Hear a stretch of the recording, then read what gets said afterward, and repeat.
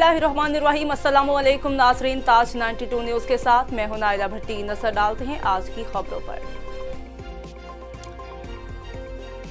मीरपुर खास से सैयद ताज मोहम्मद शाह की खबर शामिल करते हैं। मेन स्टाफ हाशिम नगर से बुखारी टाउन को लाइट सप्लायर एलटियां जो कि आज वापडा आला अफसरान की सरपरस्ती में काट दी गई, जबकि बुखारी टाउन में कुछ गैर कानूनी कंडा कनेक्शन माफिया जिनकी वजह से मीरपुर खास के इलाके बुखारी टाउन का लाइट का सिस्टम कुछ कंडा माफिया ने खराब किया हुआ है। गुज़श्ता रोज पहले वापडा आला हुकाम की जानिब से गैर कानूनी कंडा कनेक्शन के खिलाफ क्रैकडाउन किया गया था। इसके बाद भी गैर कानूनी कंडा कनेक्शन कुछ लोगों की सरपरस्ती में दोबारा से बहाल करने की कोशिशें की तो मीरपुर खास वापडा ने रिएक्शन लेते हुए chairman Sikandar Mahar, satellite town वापडा SDO Abdul Rab Memon, satellite town lineman Rehman Lashari, Taj Mohammad Basan की और मीरपुर खास एक्सीन सरपरस्ती में हाशिम नगर स्टाफ में से ज्वाइंट लाइट सप्लायर एलटियां काट दी गई।